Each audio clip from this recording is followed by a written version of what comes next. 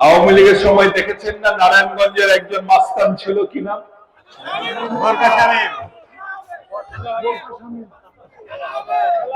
এইরকম মঞ্চের উপর দাঁড়িয়ে এরকম মাথা ঘুরে ঘুরে বক্তব্য দিতেন, খেলা হবে খেলা হবে। সাথে আবার একটা ব্যাগও ঝুলানো থাকতো, ওই ব্যাগের মধ্যে নাকি বোরখা থাকতো। কই খেলা কই? তো এখন তো খেলেন না, প্লেয়ার গেল কোথায়? অস্ত্রের খেলা চলে না ভাই। শহীদ জিয়ার সৈনিকরা ফুটবল খেলায় বিশ্বাস করে, ক্রিকেট খেলায় বিশ্বাস করে, হকি খেলায় বিশ্বাস করে, ব্যাডমিন্টন খেলায় বিশ্বাস করে। আমরা জানি মাঠের খেলা খেললে পালিয়ে যেতে হয় না, অস্ত্রের খেলা খেললে বেশি দিন খেলা যায় না, বোরখা পরে পালিয়ে যেতে হয়। নিজেও পালিয়েছেন, আপনাদের নেত্রীও পালাতে বাধ্য হয়েছে।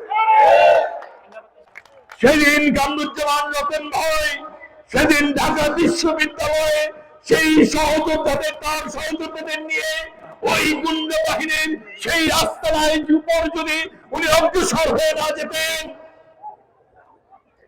আজকে বাংলাদেশের ইতিহাস কিন্তু অন্য ভাষায় লেখা হতো। সেদিন যদি ঢাকা বিশ্ববিদ্যালয় ক্যাম্পাসে যদি সর্বদলীয় ছাত্র ঐক্য জনাব কামরুজ্জামান রতন ঢুকিয়ে না দিতেন, হোসেন মাহমুদের সাথে পতন হতো না, বাংলাদেশের ইতিহাস নতুন ভাবে লেখা হতো। এই 300 আসনে 9-10 হাজার এমপি হওয়ার মতো প্রার্থী বিএনপির ছিল, আছে। তাদের থেকে বিএনপি সবাইকে তো আর মনোনয়ন দিতে পারে না। প্রত্যেক সিটে একজন করেই মনোনয়ন দিতে হয়। তাই এখানে মুন্সিগঞ্জের আরো প্রার্থী আছেন, ওনারা ধানের শীষ পেলে ওনারাও বিজয়ী হতেন না? আমি ভুল বলেছি?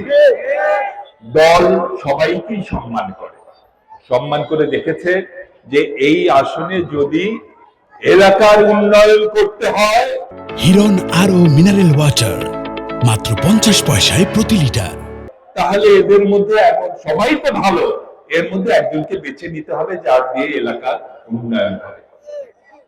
আমাদের চেয়ারম্যান জনাব তারেক রহমান দেখেছেন, আপনাদের এলাকার উন্নয়ন করতে হলে এমন মানুষকেই দেওয়া উচিত। আমি জানি সবাই ভালো, সবাই জিতবে, সবাই জনপ্রিয়, কিন্তু এমন একজন মানুষকে দিতে হবে যিনি এলাকার উন্নয়ন করতে পারবে।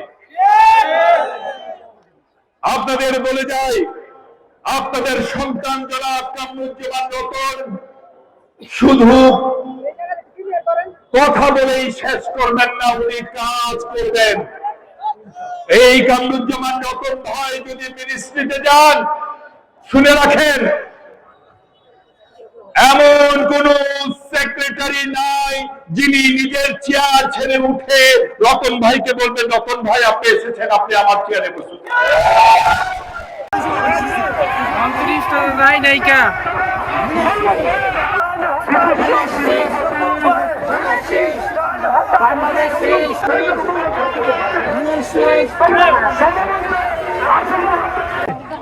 আমি তো ডরাইছিলাম, ডরাই গেছিলাম যে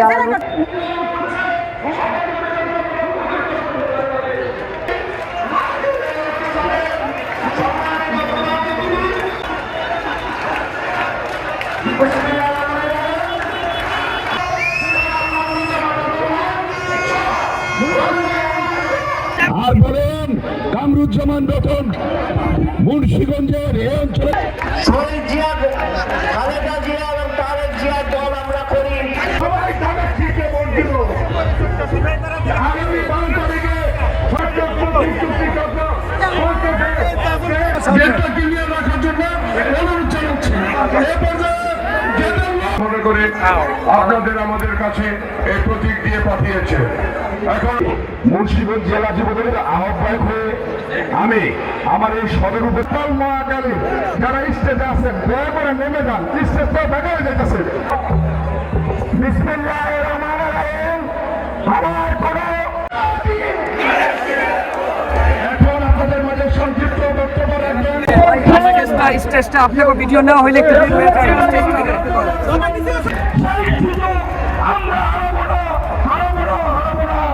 আপনাদের নির্বাচিত শহীদ রাষ্ট্রপতি জিয়া রহমানের হক 27শে নভেম্বর মারা যেত না, সারা জীবনের জন্য বন্ধুত্ব পালন করতে হয়েছিল। তখনই আপনি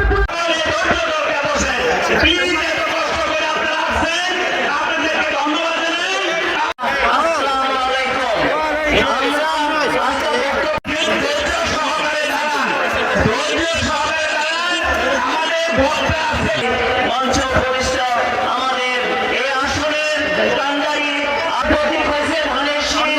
এই ধানের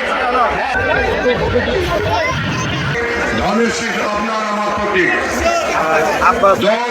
জিয়াউর রহমানের পরিবারের 4 জন সদস্য মুন্সিগঞ্জে দেখেছি, নরসিংদীতে দেখেছি,